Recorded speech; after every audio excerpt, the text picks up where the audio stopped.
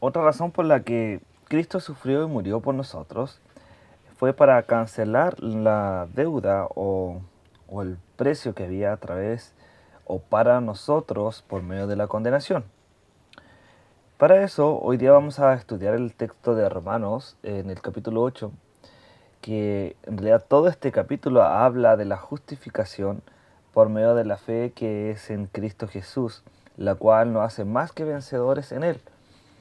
Pablo, por lo tanto, en este capítulo 8, en el versículo 34 nos dice lo siguiente: ¿Quién es el que condenará? Cristo es el que murió, más aún el que también resucitó y el que además está a la diestra de Dios y el que también intercede por nosotros. Y la conclusión en cuanto al sufrimiento y la muerte de Cristo es esta: ninguna condenación hay para los que están en Cristo Jesús. Romanos 8:1. Por lo tanto, en Cristo significa, o estar en Cristo significa estar en relación constante con Él por medio de la fe. Y la fe en Cristo es la que nos une a Él, y así que la muerte de Él es la cual pasa a ser también nuestra muerte. Y su perfección también es la que pasa a ser nuestra perfección.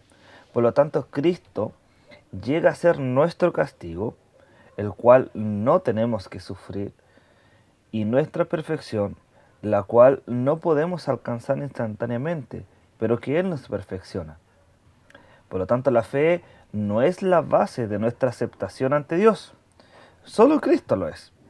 La fe es la que nos une a Cristo y es la cual nos justifica y nos hace como contados como justicia delante de Él por medio de su justicia. Sabiendo que una persona no está justificada por las obras de la ley, sino por la fe que es en Cristo Jesús. Nosotros también hemos oído o hemos creído en Jesucristo para ser justificados por la fe en Cristo y no por las obras de la ley. Por cuanto por las obras de la ley, Pablo dice ahí en Gálatas, nadie será justificado. Y ser justificados por la fe y ser justificados en Cristo, la verdad son términos paralelos, pero estamos en Cristo por la fe y por lo tanto somos justificados por la fe en Él. Y cuando surge la pregunta, ¿quién nos podrá condenar? ¿O quién es el que será condenado? La respuesta se da por sentada. Nadie que ha creído en Cristo será condenado. Entonces Él dice el por qué. Cristo, Cristo Jesús es el que murió por nosotros. Y la muerte de Cristo es la que nos asegura nuestra libertad de la condenación. Es tan seguro que no podamos ser condenados como el hecho de que Cristo murió por nosotros. No hay doble penalidad en el tribunal de Dios. No seremos condenados dos veces por el mismo delito. Cristo ha muerto una vez y para siempre por nuestros pecados. No seremos condenados por causa de ellos. La condenación ha desaparecido de nosotros, no porque ahora ya no exista ninguna condenación, sino porque ya ha ocurrido y la cual ya ha sido condenada, ya ha sido cancelada, ya no vuelve a pasar, sino que ya Cristo pagó por eso y listo. No hay ninguna condenación contra nosotros. Pero esta condenación muchas veces se hace real en nuestra vida o se hace vigente o quiere verse latente sobre nosotros de acuerdo a lo que el mundo nos juzga, de acuerdo a cómo el mundo nos trata de condenar. Y no es esta una respuesta a la pregunta, pero ¿quién nos va a condenar? ¿No nos condenará acaso el mundo a nosotros o condenará el mundo a los cristianos? Y la verdad que han habido varios testimonios de hermanos que son juzgados delante de la gente, o si volvemos tiempo atrás, como en el tiempo en el primer siglo, como los cristianos eran perseguidos y eran llevados incluso a los coliseos romanos para ser torturados por causa de su fe, incluso muertos. Y estos mártires fueron quienes mostraron que también el mundo los condena. Pero hay algo importante.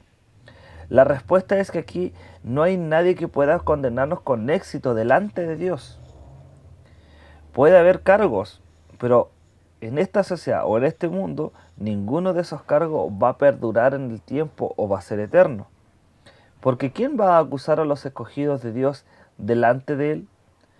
Porque Dios es el que justifica, dice Pablo. Y es lo mismo que cuando la Biblia nos pregunta, ¿quién nos separará del amor de Cristo? ¿Acaso será la tribulación, la angustia, la persecución, el hambre, la desnudez, el peligro o la espada? No hay nada y nada nos ocurrirá. Pero este texto no nos está diciendo, incluso ahí Pablo, no nos está diciendo que estas cosas no le vayan a ocurrir al cristiano. La respuesta es que en todas estas cosas somos más que vencedores por medio de aquel que nos amó. ¿El mundo nos traerá condenación? Por supuesto, todos los días, hasta el último de nuestros días. Ellos nos querrán condenar. Y quizás esta llegue acompañada incluso hasta de muerte, de espada. Pero sabemos que el Supremo Tribunal de Dios ya ha dictado sentencia incluso a nuestro favor. Por eso Pablo dice, si Dios es con nosotros, ¿quién será contra nosotros?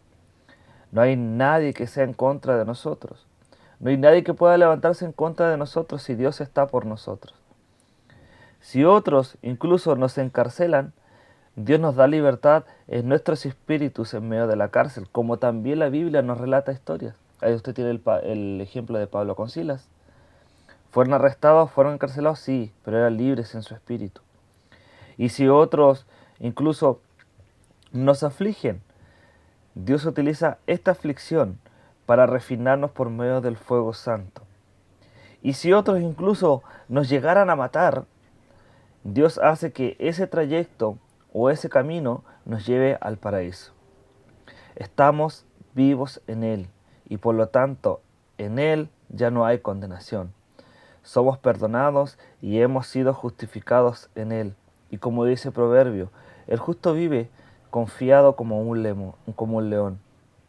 Por lo tanto, ¿quién es el que condenará a los escogidos de Dios? Cristo es el que murió, más aún el que también resucitó, y el que además está a la diestra de Dios, y el que también intercede por nosotros. Que el Señor les bendiga.